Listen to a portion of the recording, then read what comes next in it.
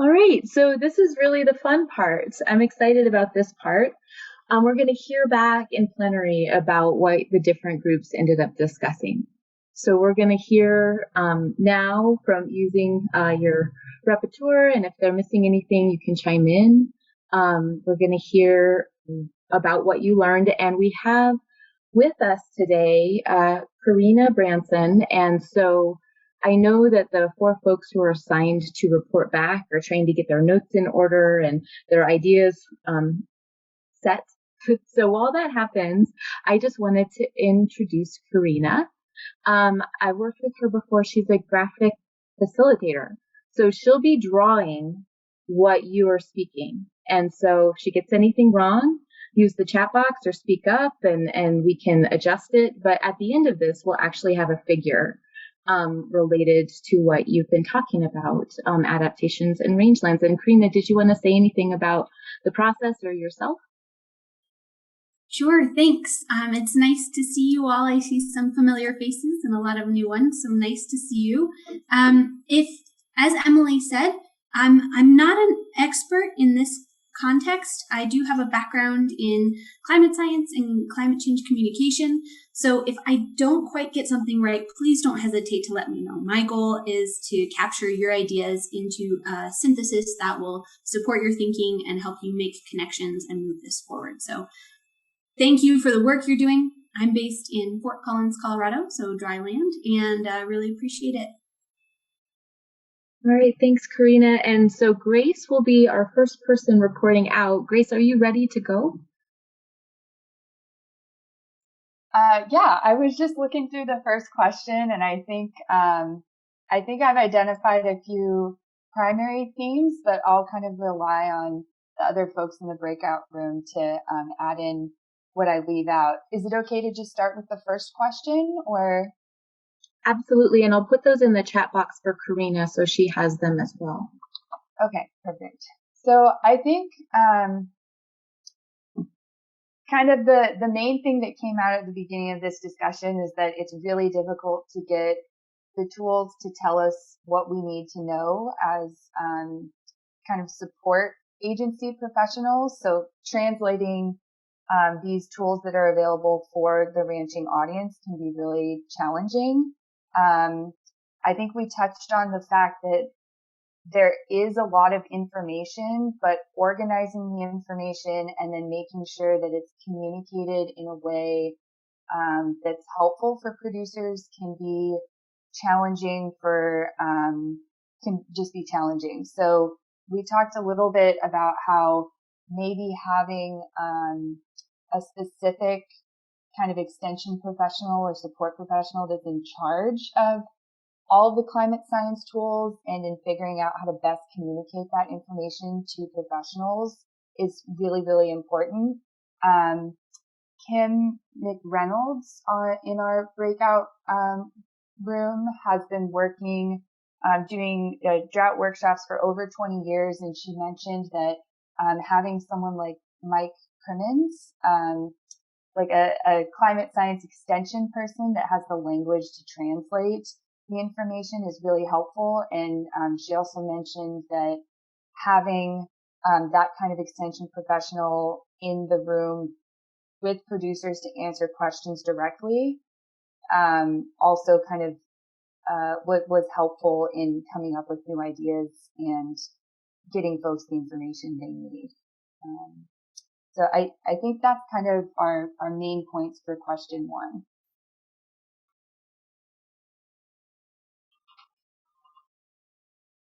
You have a little more time if you wanted to talk about any of the other questions, because this is the time to hit on any of those or any themes that emerged as you were talking. Oh, yeah, for sure. So when we moved on through other questions, I think the theme that we kept coming back to is that there's been a lot of emphasis on reactive measures leading up until now, because there's this kind of idea that, you know, we've just got to get through this really bad experience and then those bad experiences will stop. And the professionals in or the extension folks in our breakout room are kind of identifying that and seeing these climate presentations, it's looking like we will continue to have to struggle through getting through the next bad drought or the next bad, kind of like production crisis, no matter what that challenge looks like. So I guess we kept circling back to a shift in thinking and figuring out how to incorporate more proactive decision making into plans, and working with ranchers to kind of think about the next 10 years and not just the next week or the next couple months. Patrick on our call, another extension agent in New Mexico, mentioned that for a lot of smaller producers that are using the ranch just to supplement other family income, there is really limited flexibility. It's kind of all or nothing. So there might not be the opportunity to destock a little bit in a rough year. Those kind of folks would have to totally liquidate their herd or hold on to what they have. And I guess to me it sounded like that kind of cycle of not having very many options, really just surviving in the short term, being exhausted by surviving in the short term, and then not being able to think about long-term options is really kind of creating a lot of challenges in how people are adapting. And then we, getting into question 3 a little bit, the information that would be helpful moving forward.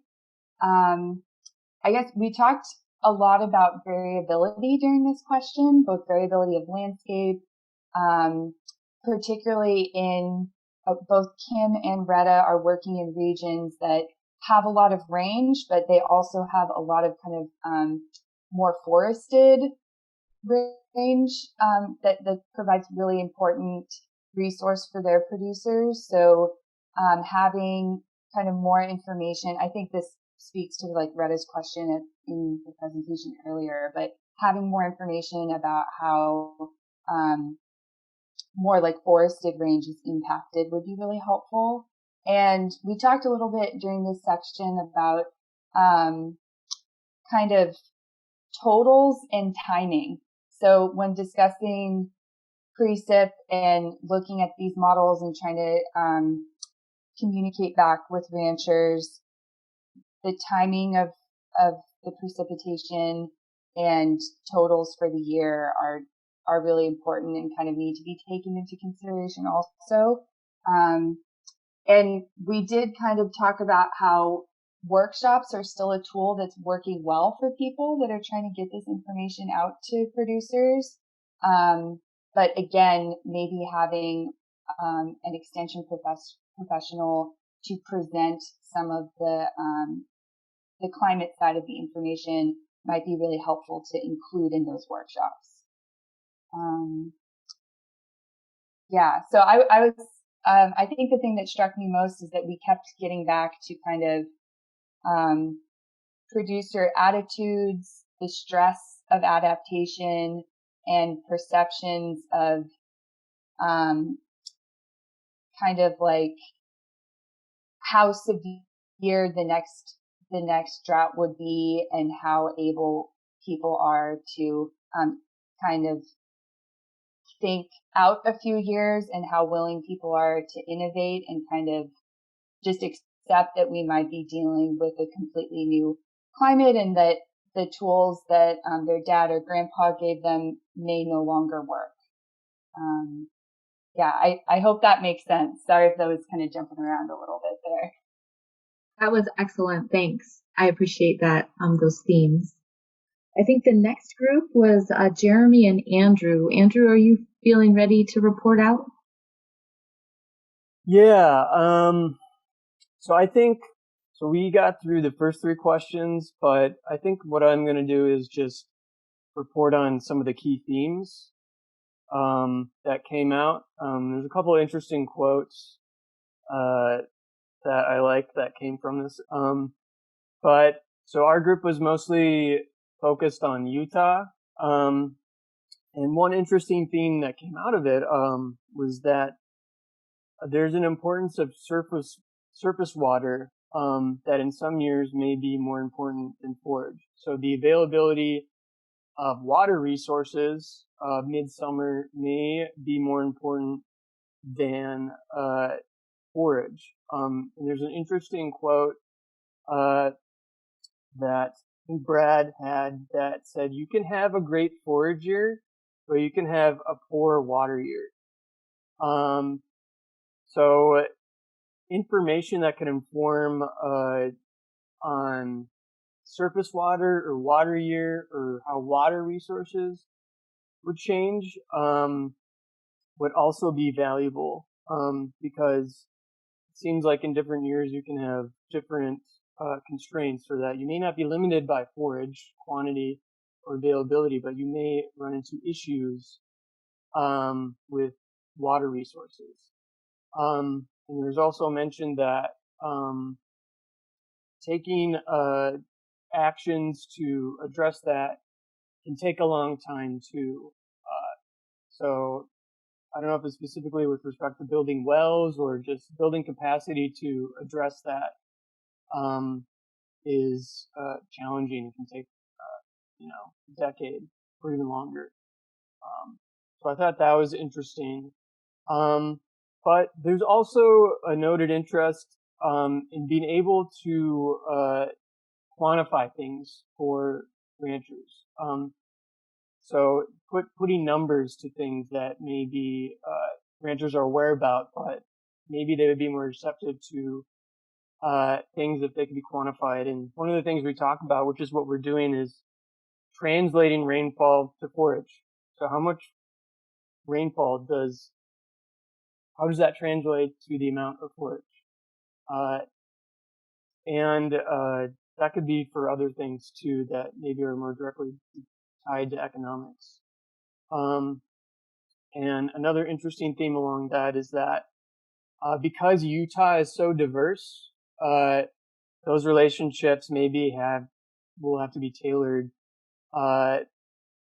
differently across the state as you go from the south to north. So putting numbers to things and quantifying them can help bring them to life. There's also an interest in looking at finer timescales for the projections than what we had shown today. And I think that could foster more discussion about what that could look like because from my end, I would not be comfortable projecting or giving yearly values for projections at all. But people may be more receptive if you could give them summaries at the decade scale or half decade scale. But I think there will be a balance between how fine you can go with that and in the level of uncertainty or how comfortable even we would be in providing those summaries. And there was a brief mention that maybe the information that we have that's a little more in longer timescales could be put in the context of more finer timescale tools such as GrassCast. But there's an interest in looking at finer timescales than just mid-century or the whole century in terms of looking towards the future.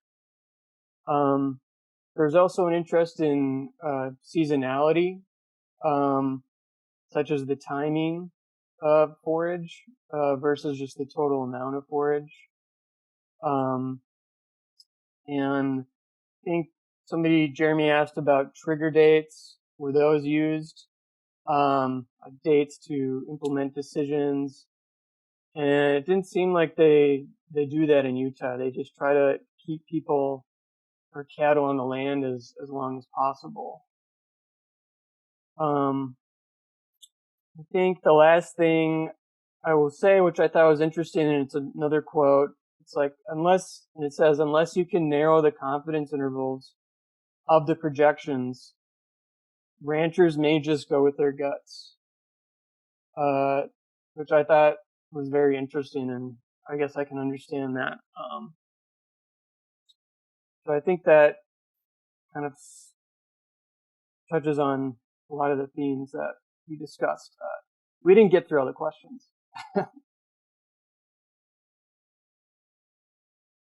Okay. Guess we needed a little more time. Is there anything else from that group that anybody wanted to chime in on?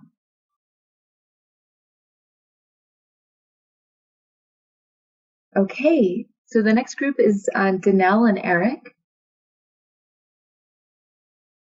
All right. Reporting for my group, and just preface it for my group to say that I've tried to sort the bits and pieces of our conversation into the series of questions. So when I present it, it's not going to be necessarily in the order that we talked about it.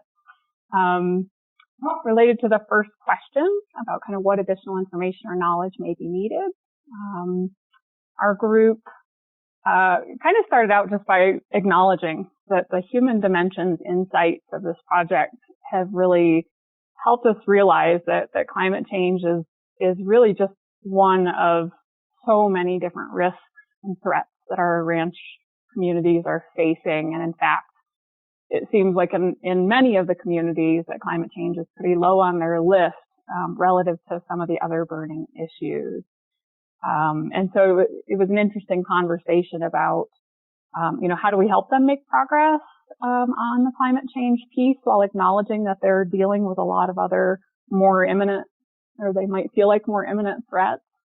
And it's maybe not fair to ask them to try and address the threats separately. And so the very kind of first point that comes out, what additional information or knowledge might be needed is actually maybe an additional process where a team comes in and works closely with a community to talk through all of the threats that they face, help them think about which ones are most pressing on different time scales, and together start to envision for themselves how they're going to transform as a community in a way that can help address multiple threats. Moving on, what pieces of information presented here might be most useful? Eric pointed out that he had done a survey of some extension educators once and asking them about perceived threats. And only 30% of them identified climate change as a threat, whereas something like, and I didn't get the exact number, but it was something like 70 or 80% identified drought as the big threat. And those of us here know that those two things go hand in hand, climate change and drought. And so it's just a good reminder of how we frame the information presented here could make a really big difference in how it's received. Someone else in the group also observed that in their experience, economics is not actually the top driver. As an economist, I agree with that statement. That often for so many ranchers, it's more about maintaining their lifestyle or their culture. And that's a big driver of their decisions. And so the group noted that maybe that's an opportunity, that if we talk about, we acknowledge the importance of lifestyle to them, and then move into a conversation about how climate change is going to affect the next generation's ability to continue this highly valued lifestyle, and that might be a way to enter the conversation and again to find kind of common values to talk about. That lifestyle might be the key. What would be the most useful way to integrate this information into your tools or resources? There were two cool ideas that were mentioned. One is that the drought projections from this study could potentially help inform an ag economist efforts at Utah State. They're building some budgets to explore different drought management strategies like selling cows versus feeding cows, and maybe the longer term drought projections, changes in the probability of drought could feed into that effort. And then Eric mentioned they're thinking about, they're working on a project related to the timing of calving, and that maybe this climate team could help his team understand changes in green up in the future, the timing of green up, and that could plug into their study about calving timing.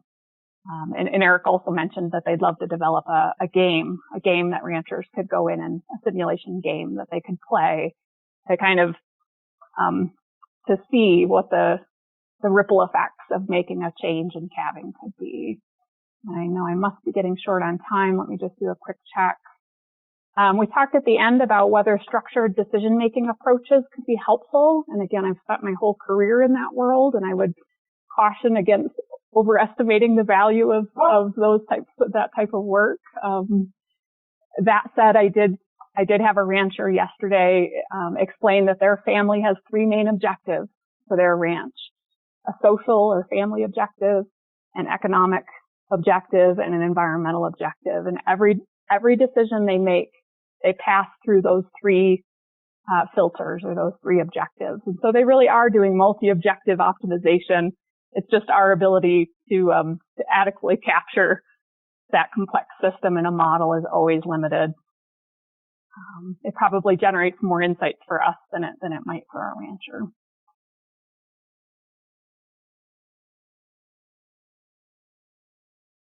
Right. Thanks, Danelle. So now we're on to our last group. And for this one, we put two groups together. It was Mike Crimmins, Sean, Joel, and Dan. So I'm not sure if Sean or Dan will be reporting out, or maybe both. I'll take this. Okay. Thanks, Sean. Okay, so one of the first things that came up in the discussion is for the people who have actually done planning with land managers, they don't really have any dedicated tools for either past or future or projected trends in drought that they use. And for each project, they just sort of use whatever happens to be available. And a big thing that kept coming up is the time scale of the planning that they have done are usually extremely short, usually on the 1 to 2 year time scale, and only occasionally up to 10 years. And so there was a lot of uncertainty about whether these large-scale climate projections on drought and other things would really make a difference in the decisions made in those plans. Something they all agreed that would be more influential in these plans is just having the historical trends on drought and productivity in specific areas. But even these are really sparse and hard to find. And so having easier access to that historical data and being able to explain all of its uncertainties and limitations to stakeholders, or explain all of its uncertainties would be really helpful for stakeholders. And also in regards to these tools, tools like this, it'd be really helpful if they were just more accessible, like really way more simple, way more straightforward to use, even if that means that there would end up being more tools. And one large-scale thing brought up at the end is a big difference in using all these things like this it'd be great if there was some uniform national drought response run by regional offices, which encourages ranchers to be more flexible, as opposed to the current system where it encourages people to always keep their cattle. And having this would probably facilitate more use of drought predictions and other tools like this.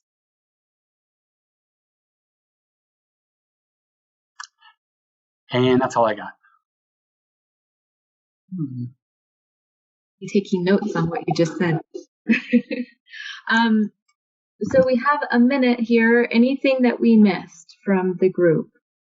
Anything that came up that you really wanted to share to make sure we get it on this figure?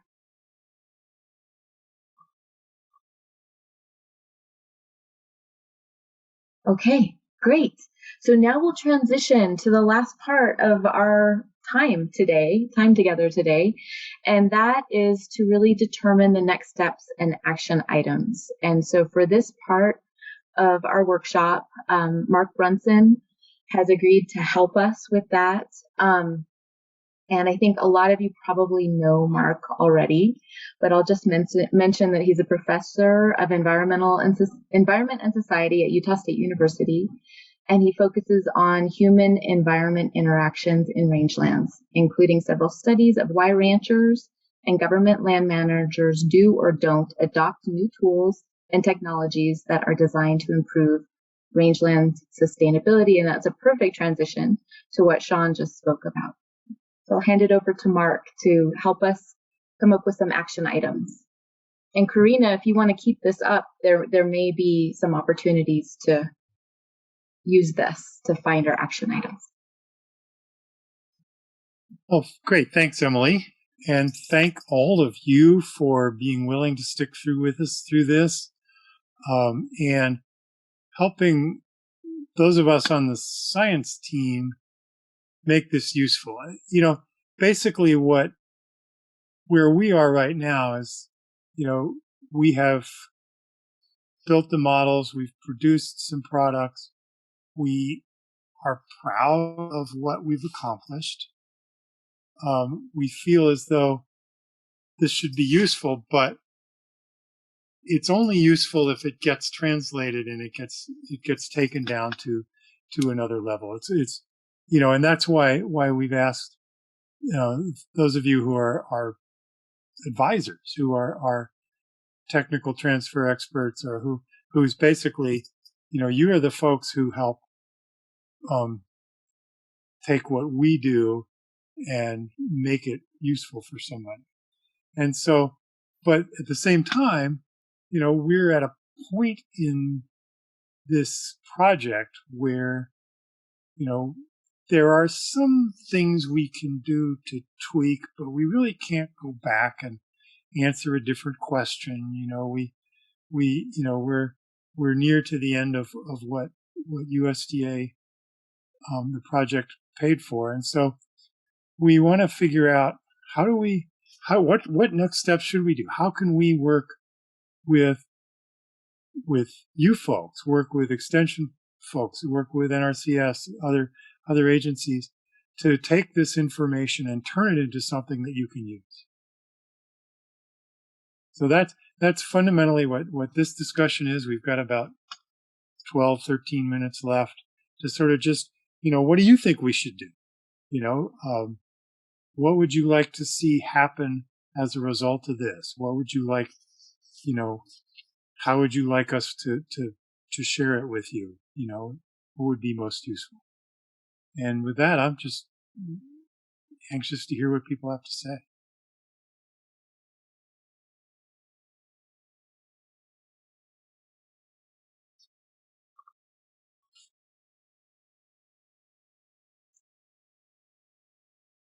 Okay, I'm going to jump in, unorthodox as it is, and say that it was really interesting to hear Sean say that a tool showing historical trends would be really helpful. I think that's something that our team could probably easily produce.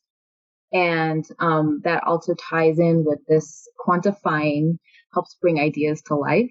And so that little box here that Karina drew. And so that's something that I would want us to talk about as a science team, if that would be something we could pull together.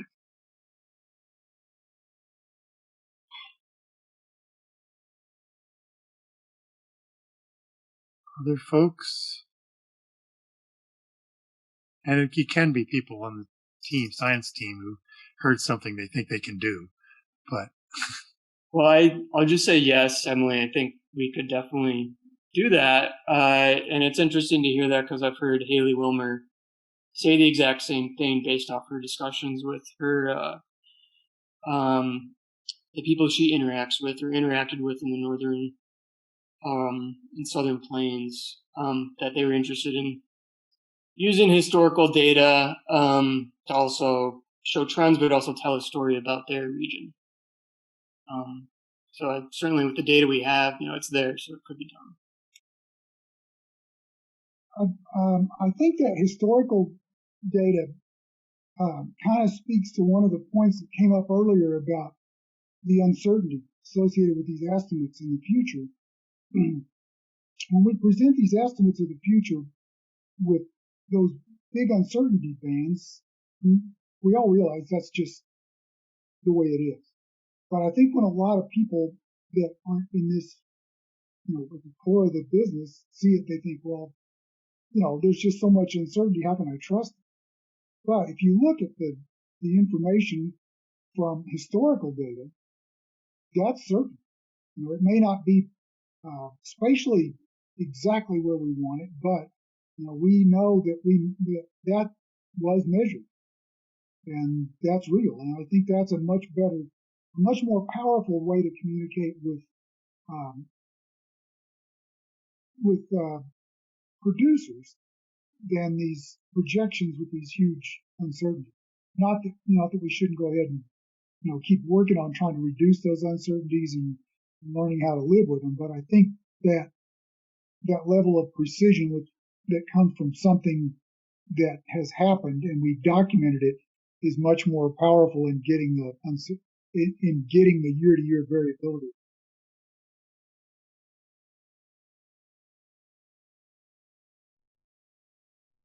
One of the things, in addition to the historical thing, another theme that I heard from a couple of people was about timing. It's not only a question of whether the growing season will be wetter or not, but also when is it? When should we calve? And I'm curious, and this might be something Andrew just had to leave for a second, but wondering if there's things that we could do with John's data and Andrew's data to help at least people give some ideas about, is the timing moving? Are there things that people should be looking for in order to be able to make those kind of decisions?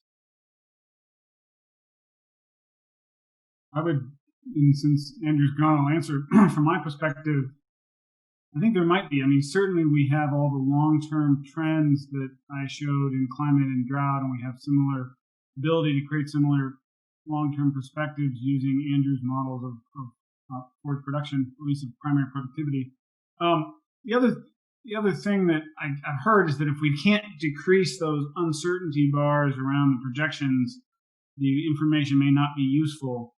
And I think it's worth pointing out that there are other ways of showing them that I think don't highlight the variability. So I showed all those box plots that show the variation among years because I was really trying to provide a perspective on overall variability. If we were to create different figures that say quantify the proportion of climate models that indicate that the average is going to be higher or lower than the past average, there'd be a lot more evidence of agreement in some places and in some times.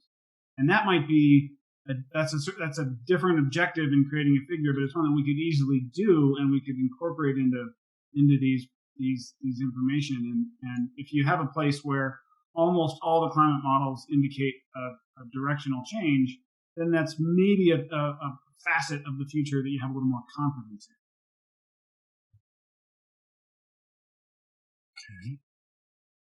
Okay. Mark, I've got a question on the timing, specifically calving timing. How long does it take to change calving timing? Eric, why don't you answer that if you're still there? It's not something you'd do in a couple of years. It's probably like a 3 to 5, depending on how far you're moving. Which direction you're moving, it would vary. Because if you're trying to move your calving earlier, then obviously that'd be more problematic than pushing it later. So in that project, a lot of what we've been trying to encourage is to move calving dates closer to when you have grass on the range. We have producers in the Intermountain West calving in January, which means they're feeding hay from January into April before they can put those cattle on the range, which the only thing that really makes livestock production in Utah work is that we have a cheap source of forage, relatively cheap, in that you've got, these rangelands that aren't super productive but very abundant to graze on. So, and I'm not the one to answer that specifically. Our beef specialist is the one that I usually defer that question to, but it's not something that's going to happen in a couple of years. Probably say like 5 years. Have you run across any people moving from spring to fall or fall to spring or anything like that? So there are some here that have moved towards fall to try to capture market advantages, but I'm not sure Utah's a great place to try that just because we have a cool season dominated system for the most part. And so you're actually dumping calves on the ground at think about it in terms of cost per unit of forage, and you're dumping them onto the ground at the time of year when your cost per unit forage is probably at its highest. And so to have a cow with her demands at the highest and you're having to feed her the most, that's generally, but there are some. A lot of them that have moved earlier in the year towards that January end, they're looking at the weight of the calf at weaning as driving that decision, which makes sense.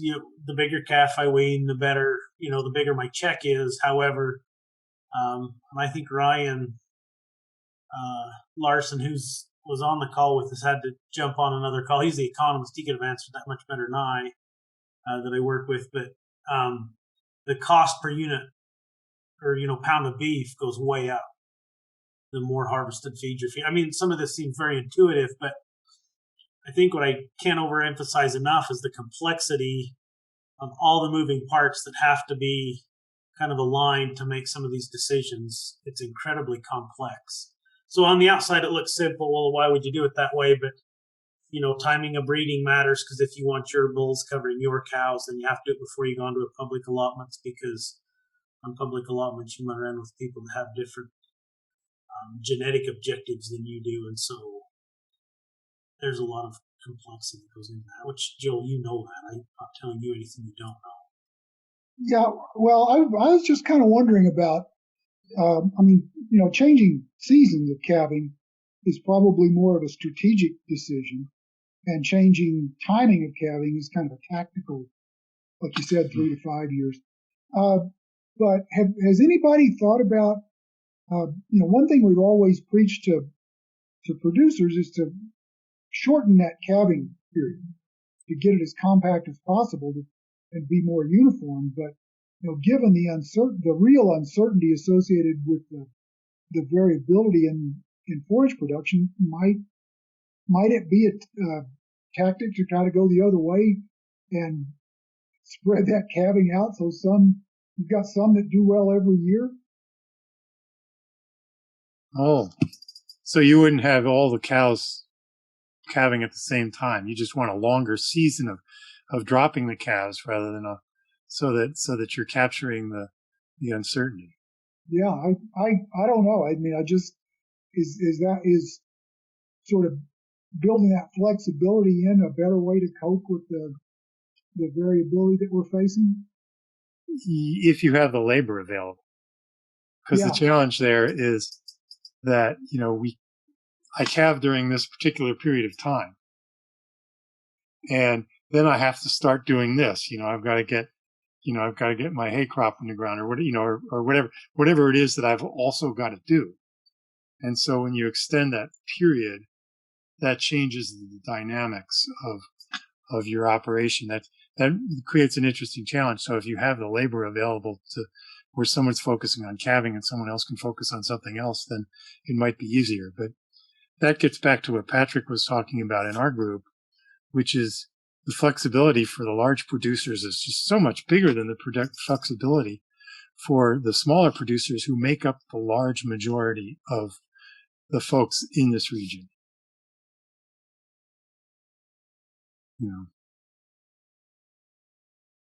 We don't have very much time. I wanted to ask another question, which is, and this is specifically for the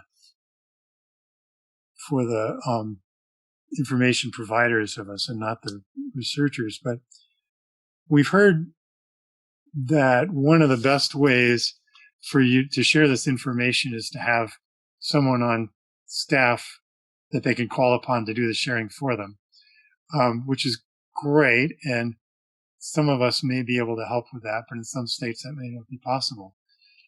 What other ways would make it, is this best to provide as some kind of a computer askable tool, or is it, some kind of a drought, an adjunct to a drought guide that's already been produced? What kinds of media or modality would be best for you to be able to share this kind of information?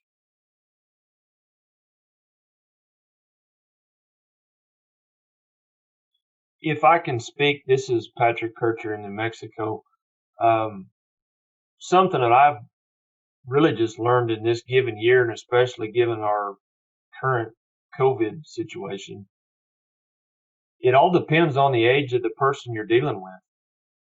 Part of my clientele base are producers that are 65 and older, and the highest percent of those guys want face-to-face verbal communication and direct education.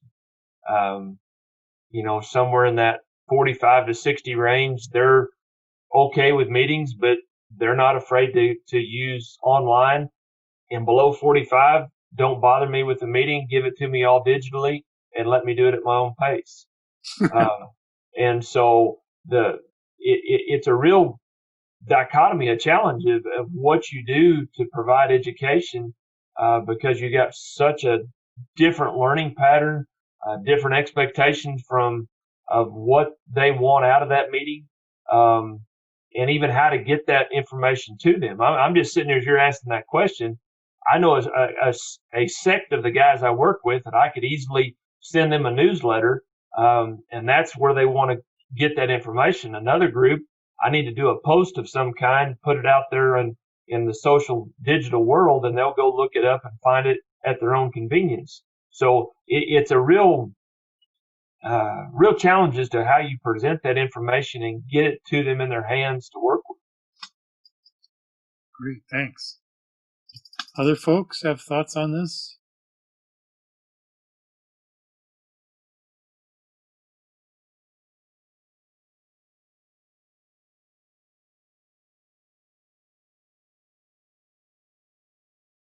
Mark, this is Danelle. Yeah. In my interactions with producers and having grown up on a dairy farm,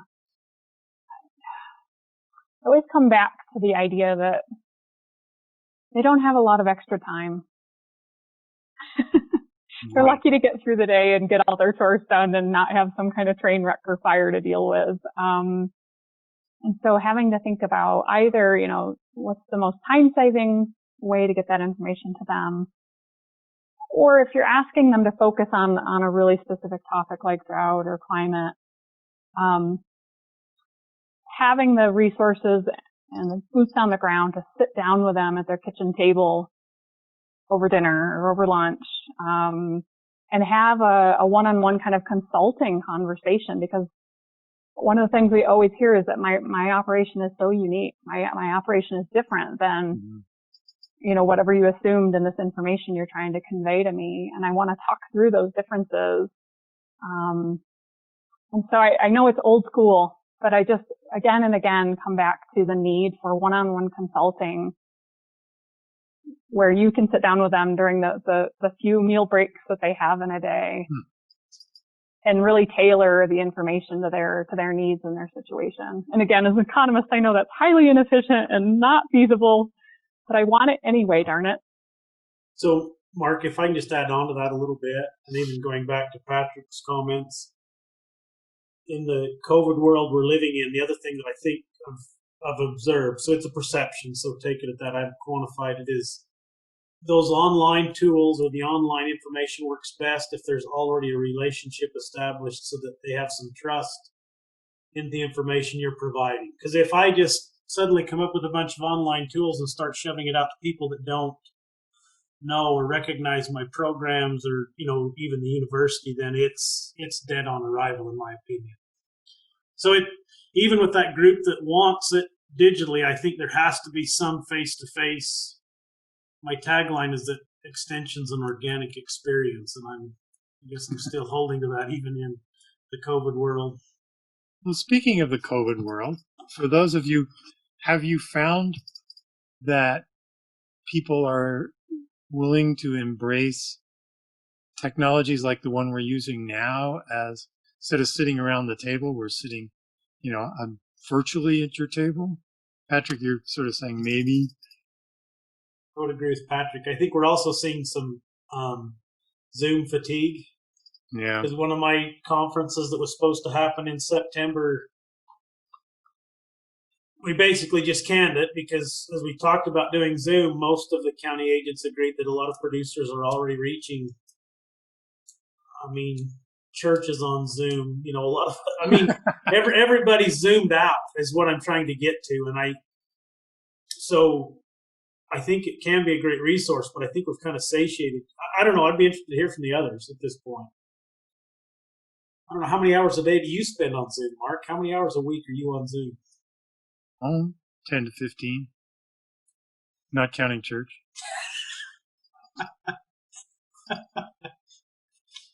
Eric, I'm with you on that. I feel like there's a huge section of our rural population that doesn't have the internet access or the cell service to be on those Zoom calls. So I really worry deeply who we're missing in this COVID era, and it makes me really value our local or regional ag newspapers, ag radio shows. But it's challenging. I don't necessarily have a lot of those relationships in place at the moment. So finding those reporters who are willing to work with you, it takes a lot of time.